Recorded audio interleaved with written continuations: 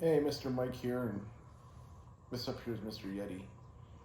I just wanted to drop you guys some GM advice. Over the weekend, I had the opportunity to run two sessions at a local game store called Odd Willows. First was a 3 hour session of Call of Cthulhu, where I ran a scenario called The Dare. And The Dare's one session, but I'm on part 5 because I had more to it. And then I ran a 3 hour session. It was with a session 0 of Tyranny of Dragons. For the first session of Call of Cthulhu, The Dare, I had 11 people.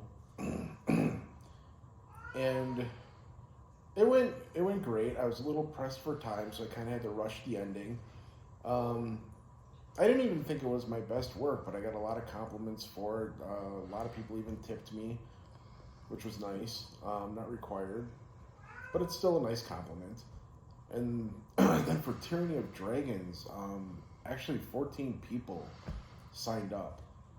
And we did a session 0, so, most of the time was spent making their characters.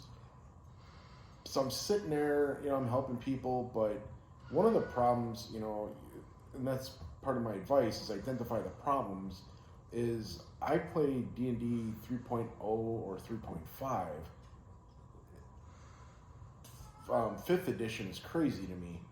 I mean, it seems like you can just play whatever you want, character-wise. Like, I think we even had one guy play a Santa Claus character, which was bizarre to me. I mean, but another person played a lizard, other people played clerics and fighters. That was your typical, but people were creative with their characters, and I understand that. But the part that became problematic, I had to sit there while we were doing the session 0, was I realized, okay, I got 14 people sitting around me that expect me to run this game, and I'm not the greatest with their game mechanics. I can tell a story, and I had it all. I've played the first chapter of Tyranny of Dragons maybe twice, so I understood the format. I know that what you're supposed to do in the first 9 major encounters. I knew we weren't going to get through the full chapter, but how I usually start is I have everybody introduce them. I introduce myself, and I go around the table and have everybody introduce themselves. So I identify the problem with running the session. I mean, 1, there's 14 people. This is huge. 2, I don't exactly know the system. So what I did to kind of solve that, or present a solution to that, was in my introduction, I stated who I was and the games that I'm familiar with, and I just fully admitted that, I'm not 100% keen or instructed or familiar with the Tyranny, or not the Tyranny of Dragons, but 5th edition D&D. And I said, what I think is going to make this game a success is if we all kind of team up and help each other. So that way, instead of 14 people working against me, now I got hopefully at least some of the 14 people, if not all, willing to help out and work with me. And that actually worked out great, because when it came time to get into the first battle, and I'm like, okay, who wants to do initiative? Of course, I had some say, well, you're the GM, but then, I had the guy next to me. It was awesome. And Joe picked up a notebook, started writing down names, and was like all business, just right to it. And I had other situations like that in the game too, where I didn't exactly know a rule, or I wasn't familiar with something, and other people that had more experience chimed in and kind of solved it. So that's what I was going to say, is like, this is all meant to be fun. So my advice is, identify what your problem is.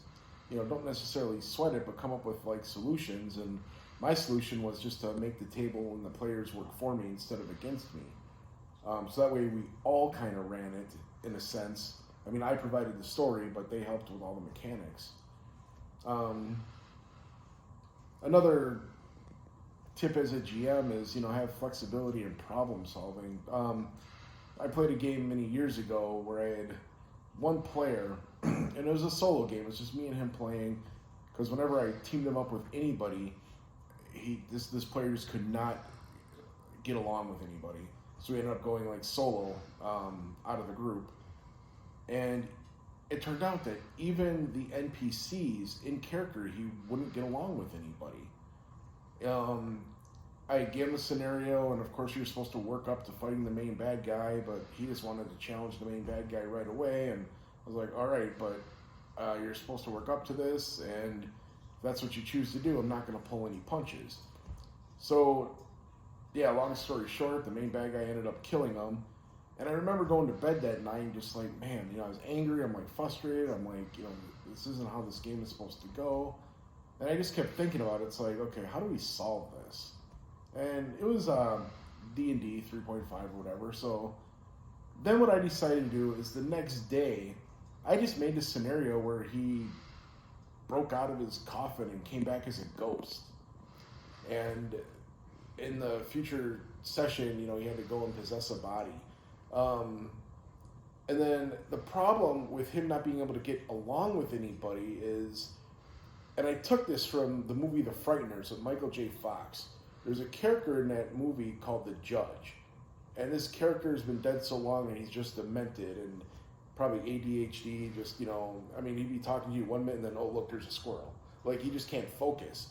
So I decided to partner him up with a character like that, where you couldn't argue with him because, if you guys started getting into it, he got distracted right away by something else. And, it ended up being more fun of a game session to run. I mean, it challenged my creativity and the player had more fun.